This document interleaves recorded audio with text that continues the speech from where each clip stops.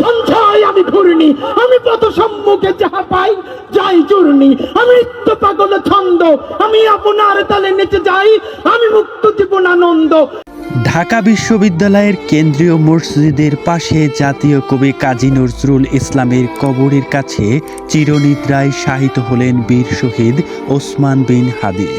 হাদির জানাজায় উপস্থিত হয় প্রধান উপদেষ্টা ডক্টর মোহাম্মদ ইউনূস এবং তিনি তার গুরুত্বপূর্ণ কথা বলেন। জাতীয় হৃদরোগ ইনস্টিটিউটে গোসল শেষে ইনকিলাব মঞ্চের মুখপাত্র শহীদ বিন ওসমান হাদির মরদেহ সংসদ ভবনের দক্ষিণ প্লাজায় পৌঁছায়। তখন সেখানে লাখো মানুষের ঢল নামে। জানা যায় অংশ নিতে আসে হাজার হাজার মানুষ, যা চোখে পড়ার মতো।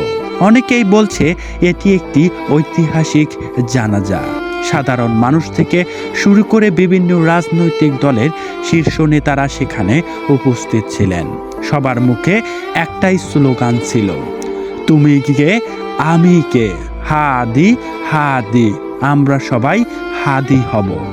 ডক্টর ইউনূস তার বক্তব্যে বলেন, আজ আমরা এখানে ওসমান হাদিকে বিদায় দিতে আসিনি। ওসমান হাদি, তোমার রেখে যাবার স্বপ্ন আমরা বাস্তবায়ন করব। তুমি আমাদের হৃদয়ে আছো।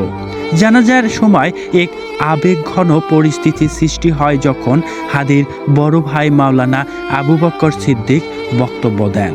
তিনি কান্নায় ভেঙে পড়েন, বলেন, আমার ভাইয়ের 8 মাসের একটি সন্তান রয়েছে। যেই ফুটফুটে সন্তান আমাকে হাদি বলেছিল, আমার এই সন্তানের একটি নাম রাখো যাতে বিপ্লবী চেতনা থাকে। আমি তার নাম রেখেছিলাম ফিরনাস, যার অর্থ হলো বিপ্লবী ও সাহসী। আজ সেই ছোট বাচ্চাটির দিকে তাকানো যাচ্ছে না। আমাদের মা প্রায় পাগল হয়ে যাচ্ছেন। তিনি আরও প্রশ্ন তোলেন, রাজধানীর বুকে প্রকাশ্যে গুলি করে খুনিরা কিভাবে পার পেয়ে গেল? বর্ডার ক্রস করে কিভাবে তাদের ধরা হলো না? শরীফ ওসমান বিন হাদি 1993 সালে ঝালকাঠিতে জন্মগ্রহণ করেন। ঢাকা বিশ্ববিদ্যালয়ের রাষ্ট্রবিজ্ঞান থেকে পড়াশোনা শেষ করে তিনি শিক্ষকতার পেশায় বেছে নিয়েছিলেন।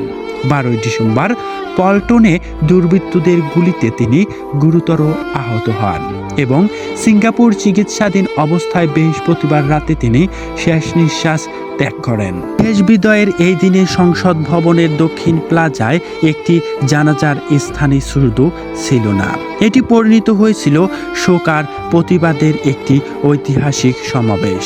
হে আল্লাহ, আপনি হাদি ভাইকে জান্নাতুল ফেরদাউস দান করুন। প্রিয় দর্শক, জানতে চাই আপনার মূল্যবান মতামত। বিস্তারিত ঘটনাকে ঘিরে কতটুকু শোকাহত হয়েছেন তা অবশ্যই কমেন্ট করে জানাবেন। পরবর্তী ভিডিও পেতে চ্যানেলটি সাবস্ক্রাইব করে আমাদের সাথেই থাকবেন। আল্লাহ হাফেজ।